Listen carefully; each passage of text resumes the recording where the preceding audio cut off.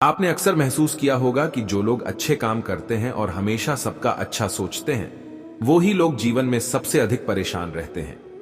वहीं जो लोग बुरे काम करते हैं, वो अपना जीवन खुशी और चैन से जी रहे होते हैं।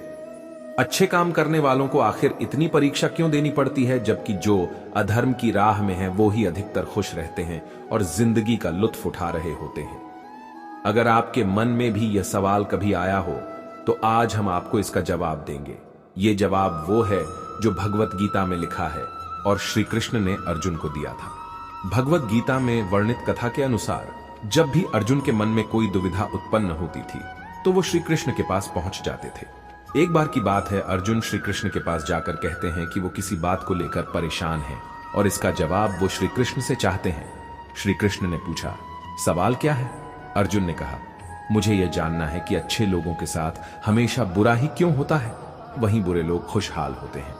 अर्जुन के मुंह से ऐसी बातें सुनकर श्री कृष्ण मुस्कुराए और कहा, मनुष्य जैसा सोचता है और महसूस करता है वैसा कुछ नहीं होता है, बल्कि अज्ञानता की वजह से वो सच्चाई नहीं समझ पाता है। अर्जुन उनकी ये बात समझ नहीं पाए। इसके बाद श्री कृष्ण ने उन्हें समझने के लिए क्या कहा, वो जानते हैं। श्री कृष्ण ने अर्जुन से कहा, पार्थ, मैं तुम्हें एक कथा सुनाता हूं। उसे सुनकर तुम समझ जाओगे कि हर प्राणी को उसके कर्म के हिसाब से ही फल मिलता है। प्रकृति हर किसी को अपनी राह चुनने का मौका देती है। अब वो मनुष्य की इच्छा पर निर्भर करता है कि उसे धर्म की राह चुननी है या अधर्म की।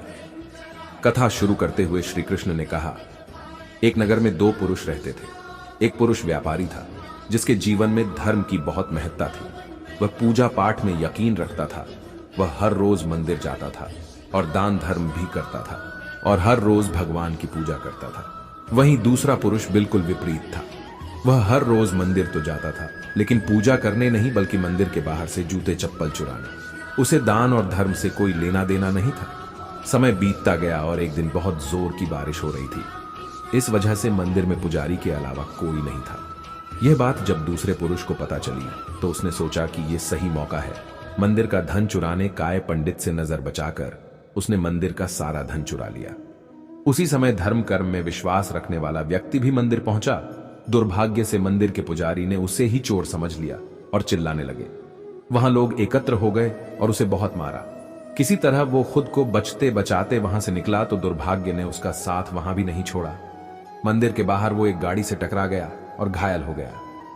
फिर वो व्यापारी लंगड़ाते हुए घर जाने लगा, तो रास्ते में उसकी मुलाकात उस पुरुष से हुई जिसने मंदिर से धन चुराया था। उसने कहा, आज तो मेरी किस्मत चमक गई, एक साथ इतना सारा धन मिल गया। ये सब देखकर उसे बहुत बुरा लगा और उसने अपने घर से भगवान की सारी तस्वीरें निकाल दी।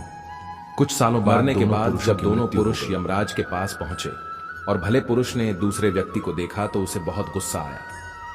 उसने क्रोधित होकर यमराज से पूछ ही लिया, मैं तो हमेशा अच्छे कर्म करता था, दान में विश्वास रखता था। उसके बदले जीवन भर मुझे अपमान और दर्द ही मिला, और इस व्यक्ति ने हमेशा बुरे कर्म किए, फिर भी इसे नोटों से भरी पोट ली। आखिर ऐसा भेदभाव क्यों? इस पर यमराज ने कहा, पुत्र, तुम गलत समझ रहे हो। जिस दिन तुम्हारी गाड़ी से टक्कर हुई थी, वो दिन तुम्हारे जीवन का आखिरी दिन था, परंतु तुम्हारे अच्छे कर्मों की वजह से तुम्हारी मौत सिर्फ एक छोटी से चोट में बदल गई। तुम इस दुष्ट व्यक्ति के बारे में जानना चाहते हो? दरअसल इसके भाग्य में राजयोग था, मगर इसके कुकर्मों और अधर्म की वजह से वो सिर्फ एक छोटी सी धन की पोटली में बदल गया।